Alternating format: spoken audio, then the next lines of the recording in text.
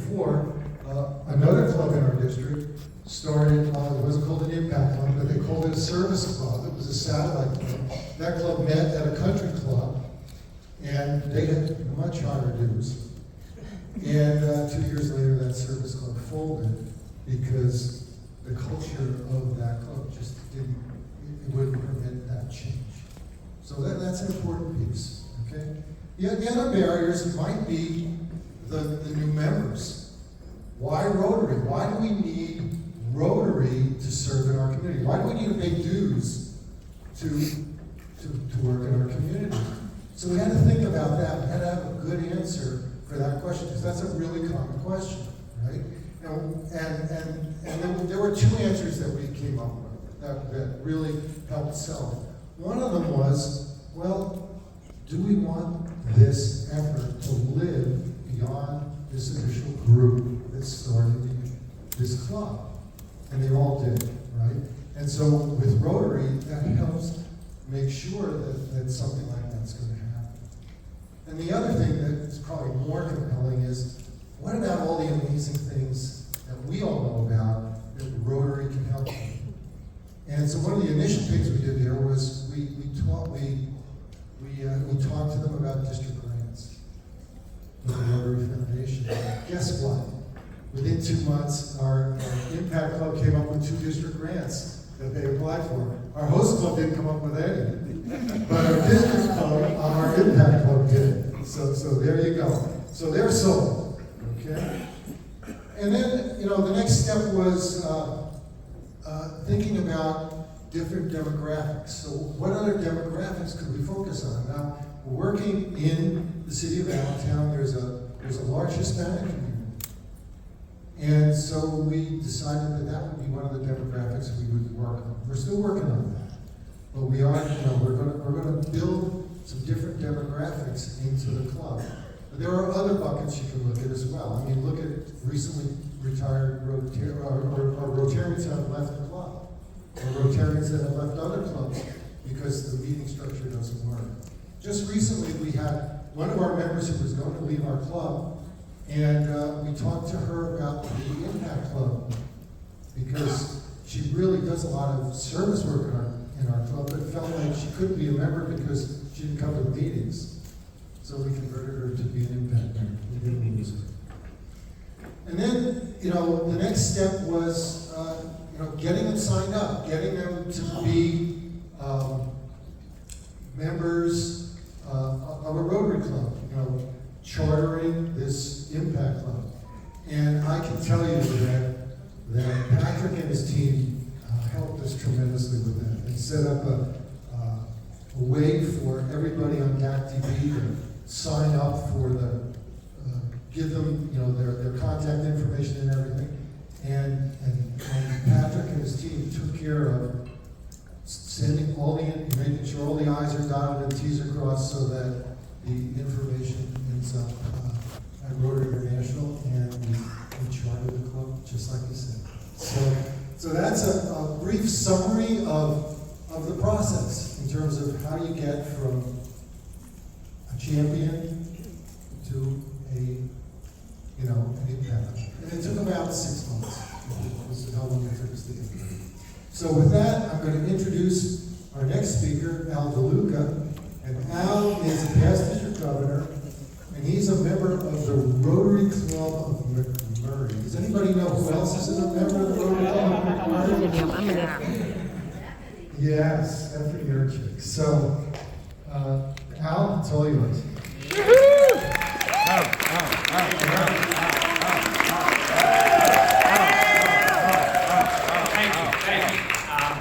$10 I promised you is at the door. First of all, thank you all for being here. It's wonderful to see a room that's so full of people who want to learn about companion clubs and specifically the impact model. And Herb, thank you very much. And Patrick Eakes, he's gone now, but thank you so much for a great introduction. And so I want to tell you a little bit about my impact club, and then a couple of the impact clubs that have been formed in our district or in the process of forming in our district. As Herb said, I'm a member of the Rotary Club of McMurray. Rotary International President-elect Stephanie Urchik is also a member of that club, and we are very proud, number one, of her, obviously, but number two, that we are members of our traditional club.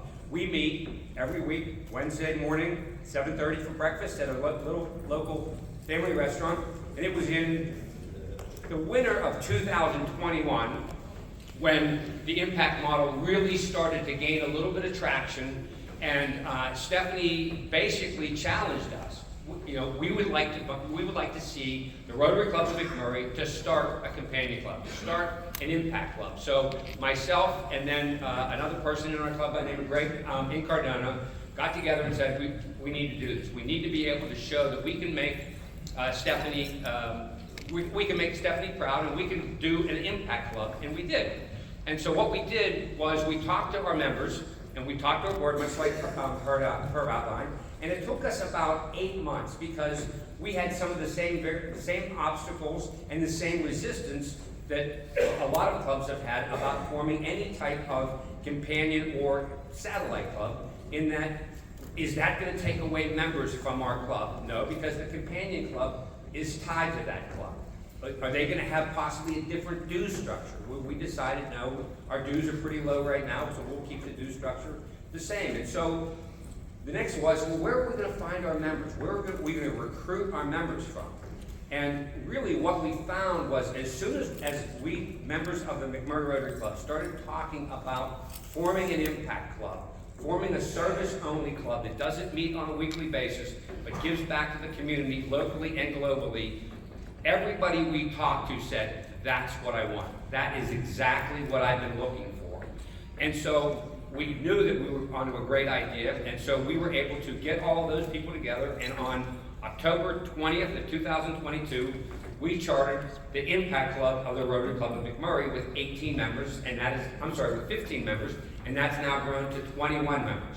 But from that, in our district, District 7305, I've been tasked with being the innovative club advocate in my district. And so what I do is I go to different clubs to talk about how an impact club or any type of companion club can help to strengthen their membership, because the companion club really does strengthen the traditional club's membership. In our club, what the impact club does is out on social media, it's a reflection of us in the community. People see that, and they see Rotary, they see the Rotary Club of McMurray, and they say, I want to find out more about that. We've added, in the last year, we've added 5 new members to our traditional club that have came to us from the exposure of our Impact Club, because they saw what the Impact Club was doing, they saw the service, they came to our club and they said, I really like the fellowship here, I don't mind coming to a meeting. Matter of fact, I like coming to a meeting on a regular basis. I like the fellowship, I like the engagement, I like the camaraderie, I like the fun they have. But, and so I want to join this club. I don't need to be a service-only club member. So, I've been tasked with basically getting this word out around our district, and not just in our district, but other districts. And so, in November of last year, we chartered the Impact Club of the Rotary Club of Pittsburgh. Now, the Rotary Club of Pittsburgh is number 20 in the world, and at one point, this club had over 300 members. They're now down to about 85 members, and they meet in downtown Pittsburgh. Now, from COVID and from working remotely, there aren't a lot of people who are traveling into downtown Pittsburgh because they meet on Wednesdays at lunchtime at a very nice hotel. There aren't a lot of people traveling into downtown Pittsburgh to have lunch anymore, or even work anymore. And so they said, you know, we have to come up with some way to, number one, hold on to the members we have, and number two, to attract new members, because it's very, very difficult to attract new members to a club that meets in downtown Pittsburgh Wednesday for lunch at a hotel. And so they formed an Impact Club, and we chartered that club November 1st, and with 12 members, and they are now at 18 members. We've got a club that has been talking about chartering an Impact Club for about 6 months. Again, it's the Rotary Club of Grafton, Ingram, and when I get back to Pittsburgh, we'll be chartering their Impact Club, probably with 12 new members, in about 2 or 3 weeks. And then we've got another club, the Rotary Club of Bell Vernon, that I went and spoke to, and they are going to charter in a club in about a month with 20 new members. So the success of our Impact Club and what they see, not just from our club, but other clubs really around the district and around our area, in our zone, and the buzz that the Impact Companion Club has created, gets every club looking at it saying, this is a way that we have a tangible product. We have a tangible product that can help us to strengthen our traditional club and grow our membership through a companion model. And everything that unfortunately has been thought about satellite clubs, they're going to take members away. They're going to weaken our club. There are going to be things that club's going to try to break away from us. None of that happens with a companion club. That companion club, that service model, gives them an opportunity to add new members. There's so many demographics that the Impact Club can serve that a traditional club cannot. Traditional clubs normally cannot serve somebody who's a nurse, or a firefighter, or a police officer, or a librarian, or an EMT, or a teacher, or a teacher's aide. There are so many demographics that the Impact Club can service that unfortunately a traditional club might not be the best fit. So it's something that I hope all of you take from this, that there is really, you have something very specific, very hands-on, very tangible that can help you with your club membership and help you grow membership in your district with a companion club. And with that, I'm going to turn it over to the innovator, the creator, the founder, and the godfather of the Impact Club, Pastor Longano.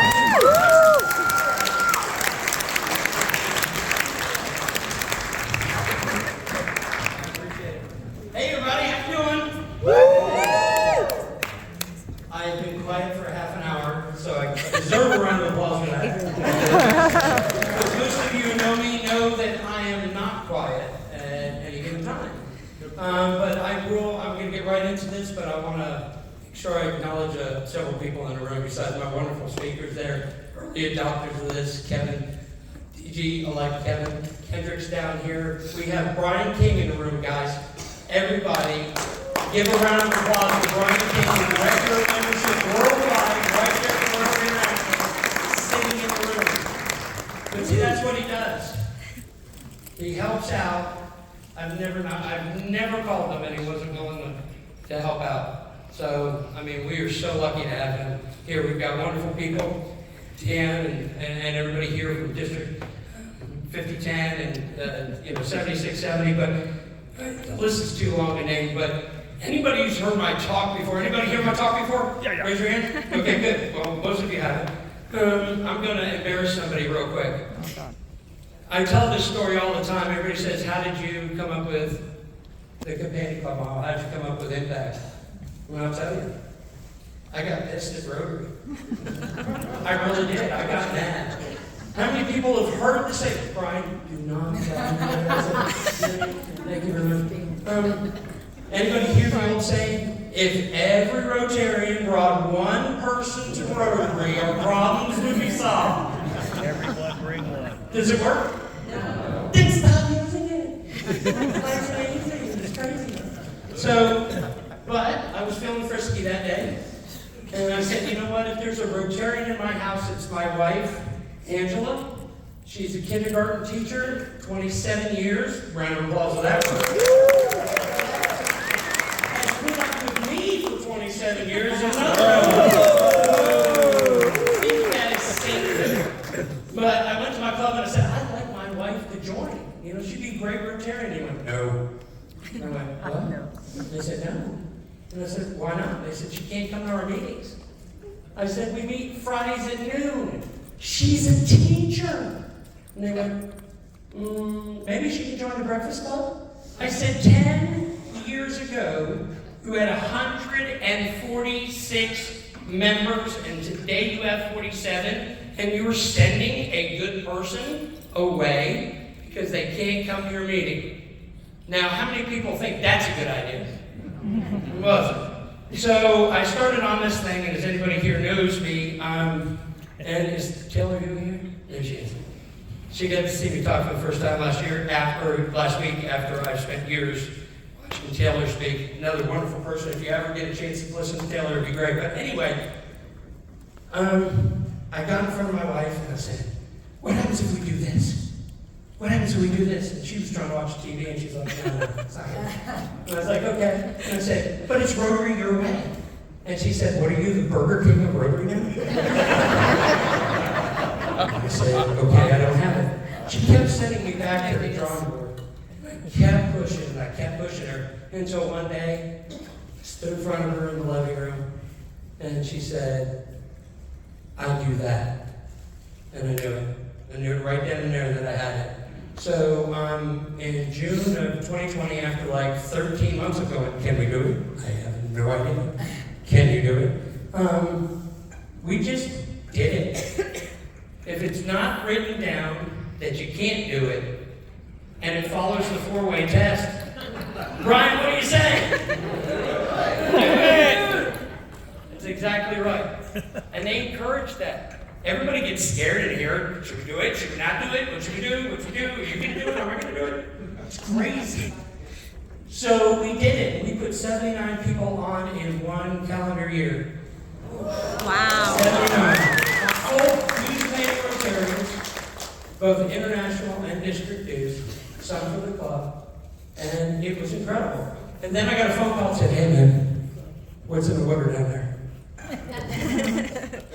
Can we get some help? And I said, sure, we'll help you out. And then that turned into something else, and turned into something else, and turned into something else. We've had over 1,200 meetings worldwide. We've helped several hundred clubs now. We've got clubs that started in Canada, Netherlands, Great Britain. Steve Martin is here. Hey, Steve. GBI, baby. Another great person, big brain on membership. So it's been a fun ride. But how many people have ever been first through the door on anything in their life? Raise your hand. Put it this way, we joked around last week at 50 Tennis Conference. What was my walk-up music? Darth Vader. The Darth Vader theme. Yeah, so, but I want to tell you something that I've learned along this, and what some of the pitfalls are. It all comes down to money. Yes. Yes. Yes. Yes. It all comes down to money, and I'm going to tell you something right now. When my time is done, and I can't serve anymore, I'm going to absolutely know that we're going to be one of the people that have changed the face and the look of what a Rotarian can be. Okay? Yeah. We're going to do that. Because I know right now, the people out here, look, y'all give me goosebumps and stuff. I know the battle's already been won. The fight's already been fought. We just need a little bit more momentum. We need you guys to go out there and do this in your community. It doesn't matter if it's impact. It could be a companion empowering women club. It could be a companion environmental club. It can be anything that you dream we can do. Now, how many times you come to a Rotary conference or district conference, you get a piece of paper and you go, my God, this is awesome! And you run back and you're like, who's gonna help me with this? Yeah, just like that. Yeah.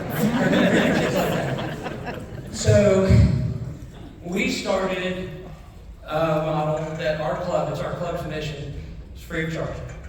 You're gonna get a Zoom link, or excuse me, QR code up here in a minute.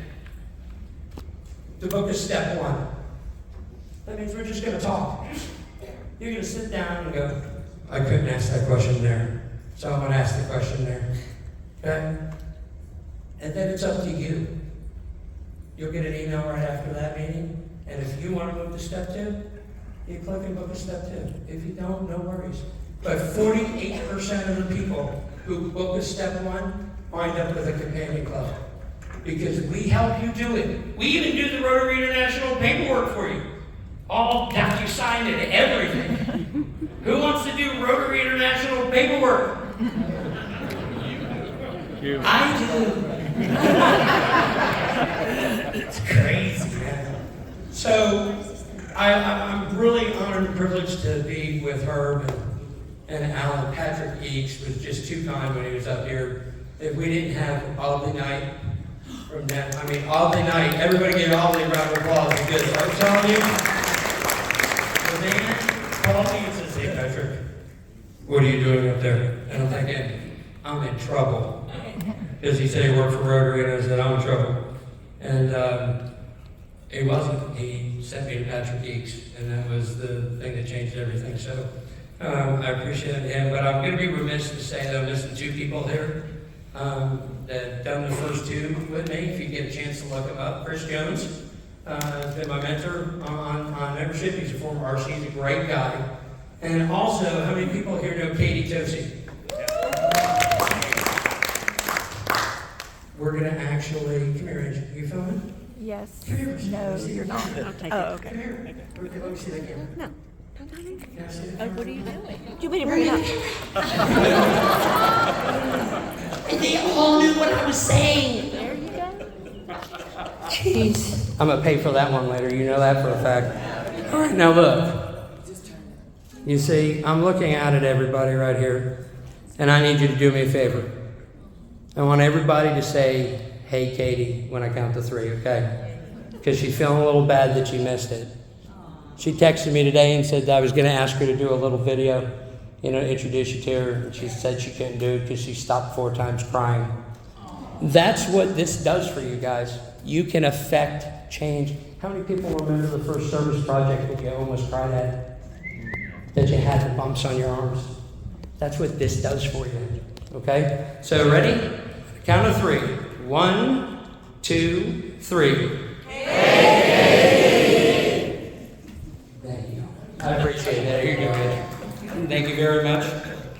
So right now, I gotta stop because the questions are gonna come hard and fast. Okay? And we're going to answer every question that you have. But I'm going to go ahead and put this up here right now. Remember? Wow, you guys cut me out of the picture. Who did that? How did you do that? I think it was those two. You had the people with the hair on the one side and the people that were follically challenged on the left. I think the picture shifted that way. There we go. Now it's better. There you go. Thank you, my friend. Golly, cut me off there. Crazy. Okay, here we go. That is a wonderful QR code. You can take that, scan it, and at your leisure, book a date and time. 76 people last year from the convention booked. It turned into 38 clubs. Yay. 38 clubs. We help you do it. It's not hard. All right? You're worried. I have some really old people in my club and they're going to hate me. Bring this back there and they're not going to like me. I do that, so don't worry about it, okay? All right, we're going to take questions right now. Bam, right here. Do both the traditional and the impact club do the projects together? It's wonderful. Yes. You're the same club. How many people have seen the video, Anytown USA, the most successful video in Rotary history? During the first 20 seconds, as they say, what we need is more clubs. I agree with that. But what I would say is what we need to do is build up our existing clubs. We're done, and we need to put our resources there. So everything, because you're the same club, everything that the parent club and the companion club do, they get the information from them, they get the information from them, and it really is the same club. It will energize home club. And it's the easiest job on the planet to be a chair of a companion club, especially a service one. Came to me, she goes, I've got an idea. Sorry, I apologize. Yeah. She's really going to get me for this one. She's like, I got an idea. And I was like, okay. She goes, and I'm trying to watch the game. You know how you try to do it. And she's like, we're going to do this, we're going to do this, we're going to do this, we're going to do this. And she goes, what do you think? And I'm like, does it cost us anything? No. Does it follow the 4A test? Yeah. Is it gonna help the people in the community? Yes. Why are you asking me? Just put it out there. So they get so excited because they will steer you where you want to go. It's cool. And Who does your hair? I do appreciate that. I've got a little beard envy here, Dan. What do you recommend, or what guidance do you put forth when the clubs start asking about, do you charge, do you not charge, what do you charge? How do you help them figure out or walk through that? The good part about it is we've got such a big track record right now. All I do is offer advice. One of the good pieces of advice that I offer is I don't care what it is. Get a less expensive option. Do not schedule people out of Rotary. Do not price people out of Rotary.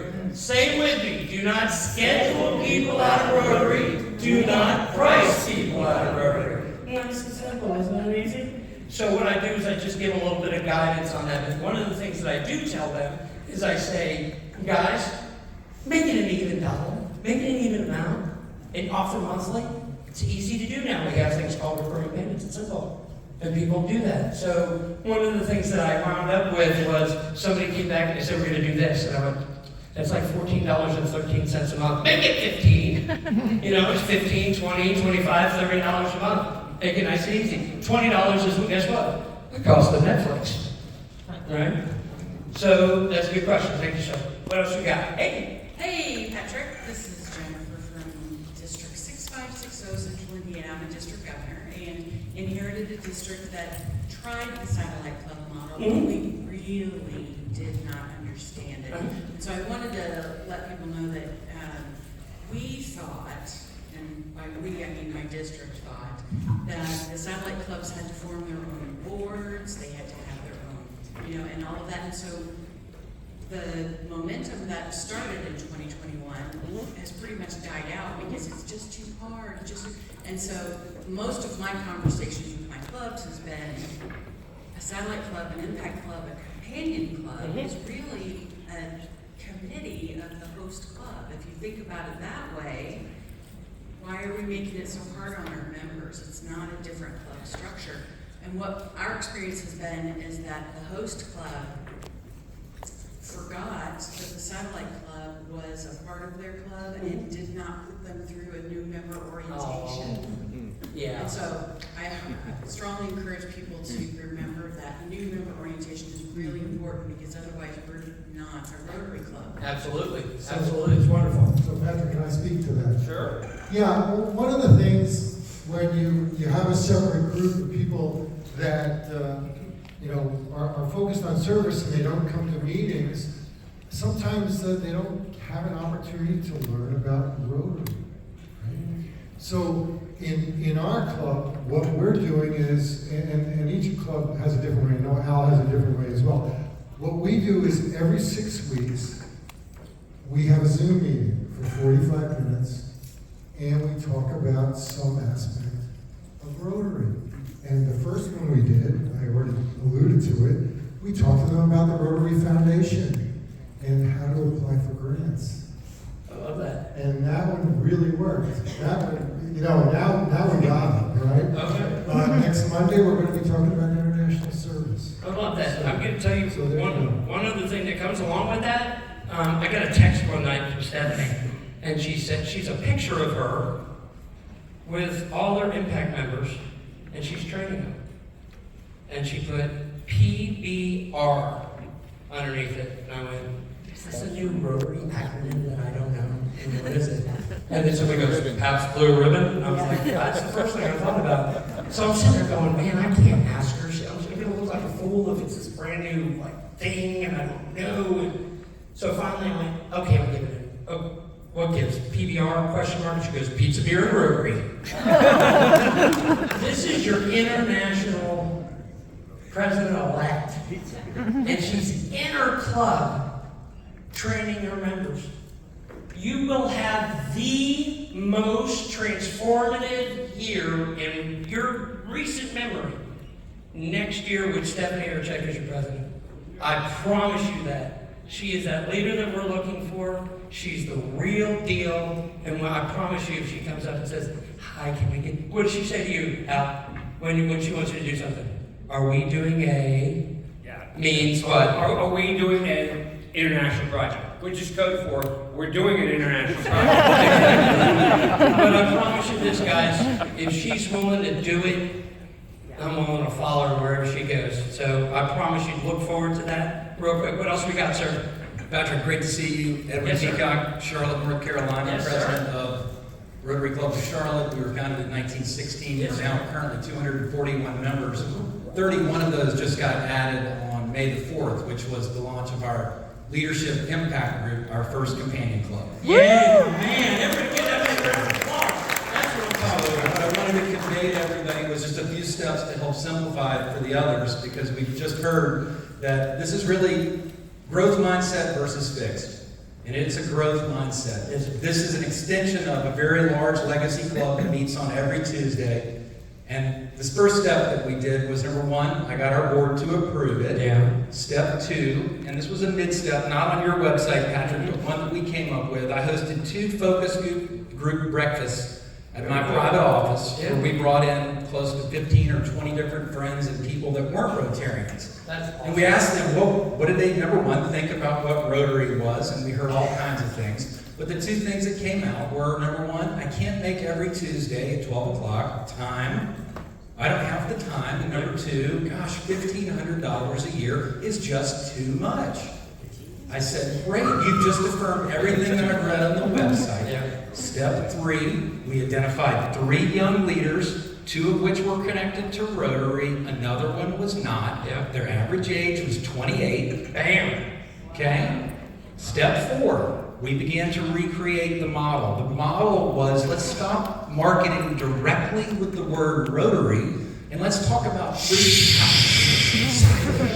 Right, exactly. That's exactly what we did. We worked on 3 circles: service, social, and networking. Networking with a lowercase n, Patrick. It wasn't this in-your-face networking, but when you were between age 26 and 35, you're focused on expanding your network. Yep. You're building a family. You're a newlywed. You're a nearly wed. You are in the early stages of your career, and our Rotary Club simply couldn't meet that model. Because when you come to our Rotary Club, you see people that are the age of your parents and your grandparents. Yep. So people just don't come to that club continually. And this is a problem that we could never overcome. So again, what we did was we began with service, social, and networking. These are all the same principles of Paul Harris. It's the same magic that occurred in 1905. It happened in Charlotte, North Carolina, and we pulled it off. What else So do we do we're, in Charlotte, North Carolina? so we're 4 months into this right now. Yeah. We just got our charter. We've got 31 charter members, and we are just simply focusing on that. Now, I'll close on just one point that you just went off of. Okay. $29 a month, a subscription-based model. It covers international, it covers district, and a little bit of our overhead because we have an executive secretary in our own office.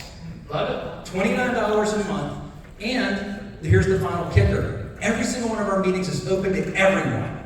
Anyone can come to these meetings. They meet at a brewery the 3rd Wednesday of the month. The brewery is called Devil's Logic Brewery. And again, 5:30 to 7 o'clock. And we let them run the meeting. If And you're in that's it. Charlotte, North Carolina, you need to go to Devil's Logic Brewery, We're 5:30, 3rd We're Wednesday there. of the month. Congratulations, my friend. I appreciate that. That's how it works. Well done.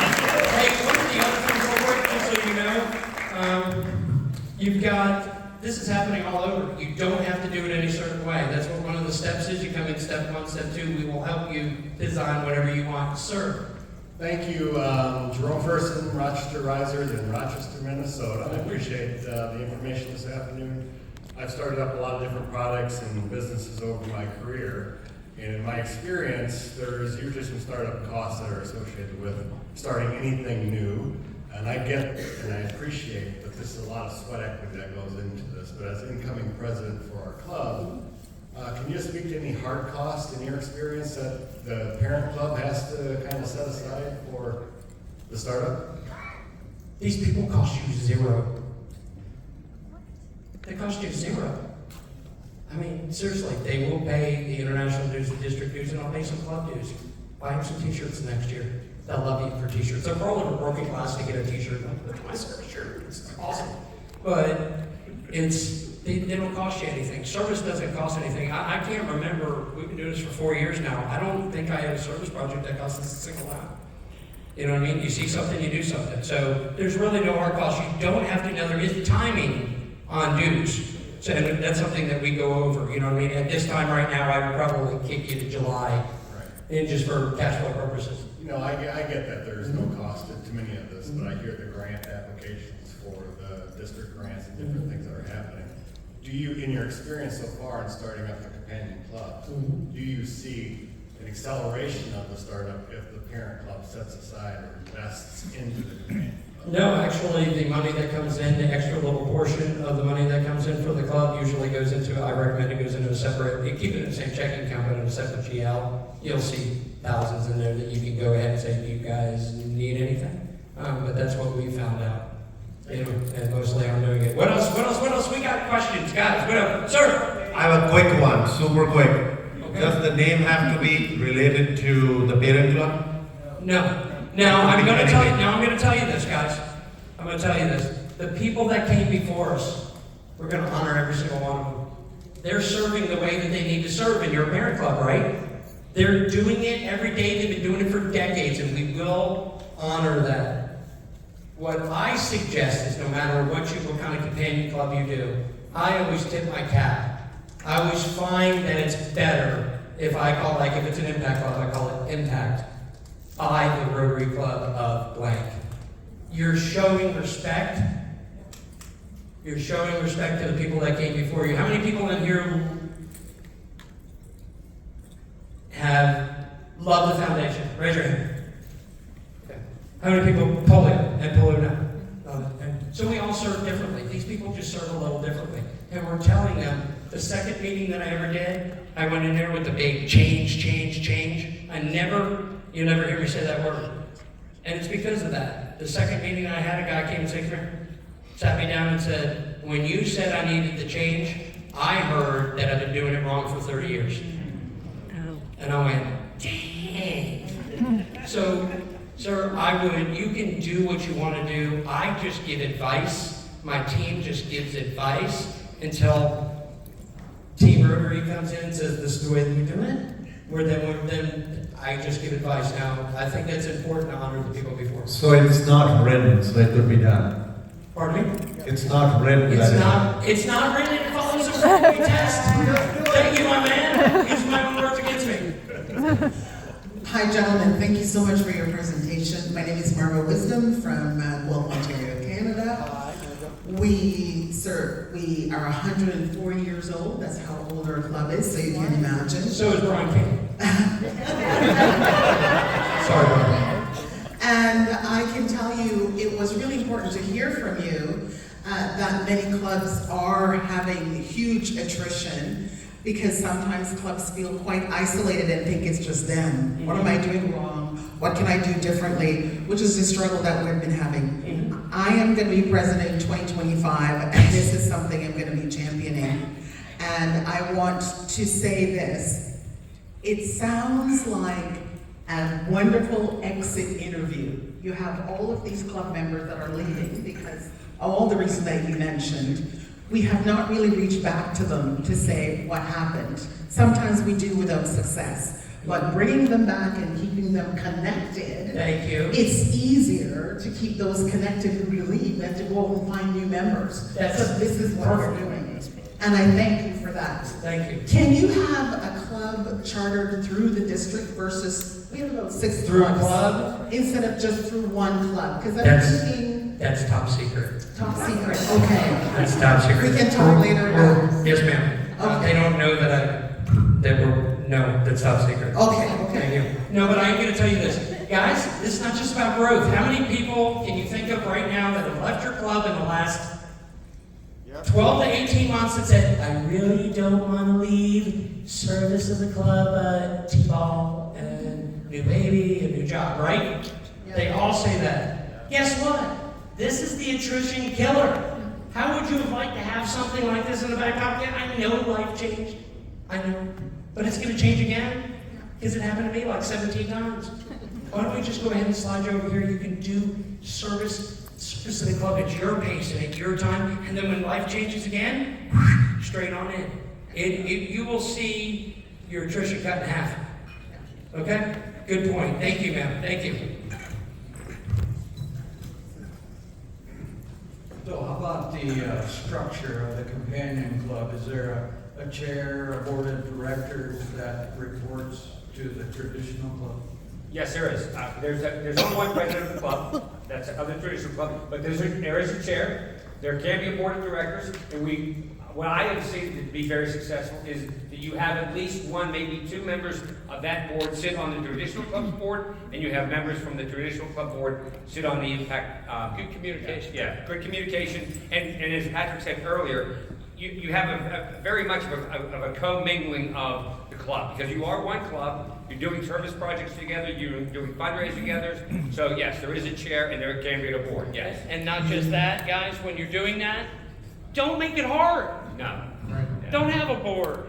You're the same club, but the other portion is, so I get another question that's almost like that. Can people in the companion club serve like in committee chairs? I ain't seen nothing written down that said you can't. Use the talent that you can. Yeah, and one of the advantages of the companion club is Last question. they don't have to have all the administration. Yeah, that's Right. Right? So you don't need two treasurers in your club, you don't need two, you can, that is clearly a selling point, and that's clearly a selling point. Last question right here, sir. Jim Mendelson, Fallbrook, California. I apologize to everybody because I'm going to probably have them repeat. I got out of the last breakout session late. I missed kind of the rules of engagement for what happens when we set up an appointment. Is that just one or two people in our club, or do we try to have, is it via Zoom? Could you kind of explain that, please? Absolutely. Step one is usually the champion. Microphone. Step one is usually the champion. But I don't care if you bring the planet. Bring them all. Okay? I don't care. Bring them all. We'll talk to them all. Normally, step twos have to do with the, talking to the board. But if you have 2, 3, 4 people on that one, that's perfectly fine. So step one, is it via phone call, Zoom, or? Zoom. I sent you a Zoom link. You actually scan that, pick the date and time, you automatically get a link, and when you sit down at that date and time, you get this ugly mug on the screen. Excellent, I'm excited. Thank you, Brother Well. Hey, talk to my wife. Thank you. Hey, guys, big round of applause for these guys over here. Guys, I'll ask you to do one thing. Can you stand up real quick? Turn around and everybody say hey to Brian and give him a big round of applause. Hey, Brian!